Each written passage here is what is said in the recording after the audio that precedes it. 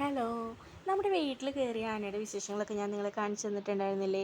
അപ്പോൾ നമുക്ക് ഇനി അടുത്തത് നമ്മുടെ നാട്ടിലുള്ള ആനയുടെ വിശേഷങ്ങൾ കണ്ടാലോ? നമ്മുടെ നാട്ടിൽ ഒത്തിരി ആനകളുണ്ട് കേട്ടോ. അപ്പോൾ അവർക്കൊക്കെ പേരും കാര്യങ്ങളൊക്കെ കൊടുത്തിട്ടുണ്ട്. പക്ഷേ എനിക്ക് എല്ലായ്പ്പോഴും എല്ലാവരുടെയും വീഡിയോസൊന്നും എടുക്കാൻ പറ്റാറില്ലെങ്കിലും ഞാൻ പോകുന്ന സമയത്ത് കിട്ടുന്ന വീഡിയോസൊക്കെ ഇനി നിങ്ങളെ കാണിച്ചു തരാം കേട്ടോ.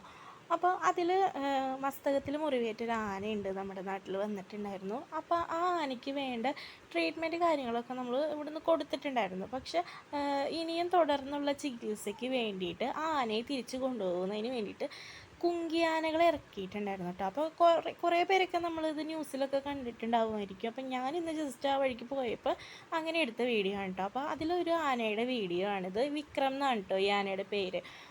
എനിക്ക് എല്ലായ്പ്പോഴും പോയി വീഡിയോസ് എടുക്കാൻ പറ്റില്ല, കാരണം ഞാൻ എൻ്റെ ഇരിങ്ങാലക്കുടയിൽ നിന്ന് വന്ന ഇടയ്ക്ക് വരുമ്പോഴാണ് ഞാനിങ്ങനെ വന്നിട്ട് എടുക്കുന്നത് കേട്ടോ.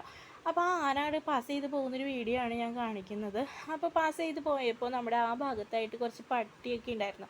അപ്പോൾ ഇവനെ കണ്ട വഴി പട്ടി കുരച്ച് ചാടി ചെന്നപ്പോഴാണ് ഈ ആന ബാക്കോട്ടേക്ക് തിരിഞ്ഞ് ആ പട്ടികളെ ഓടിപ്പിക്കുന്നൊരു ഇതാണ്. പക്ഷെ എനിക്കത് ക്ലിയറായിട്ട് എടുക്കാൻ പറ്റിയില്ല കേട്ടോ. ഇനിയിപ്പോൾ എന്നെക്കൊണ്ട് പറ്റുന്ന രീതിയിലൊക്കെ ഞാൻ ഇങ്ങനത്തെ വിശേഷങ്ങളൊക്കെ കാണാൻ ഇഷ്ടമുള്ളവർക്ക് വേണ്ടിയിട്ട് ഞാൻ എടുക്കാം കേട്ടോ വീഡിയോ. അപ്പോൾ ഈ കാണുന്നതാണ് നമ്മുടെ മസ്തകത്തിൽ മുറിവേറ്റ ആന.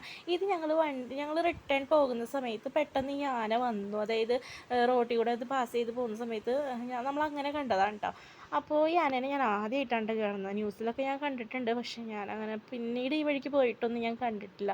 അപ്പോൾ അവൻ്റെ മസ്തകത്തിൽ കണ്ടോ മുറിവ്, നല്ലോണം മുറിവുണ്ട്. പക്ഷേ അതിൻ്റെ തുടർ ചികിത്സയ്ക്ക് വേണ്ടിയിട്ടാണ്. പക്ഷേ ഞാൻ ഒത്തിരി ക്ഷീണിച്ചു കണ്ടോ, ഭക്ഷണമൊന്നും മര്യാദയ്ക്ക് കഴിക്കാൻ പറ്റാണ്ടാന്ന് തോന്നി, മുറിവിൻ്റെ ഇതൊക്കെ ഉണ്ടായിട്ട്.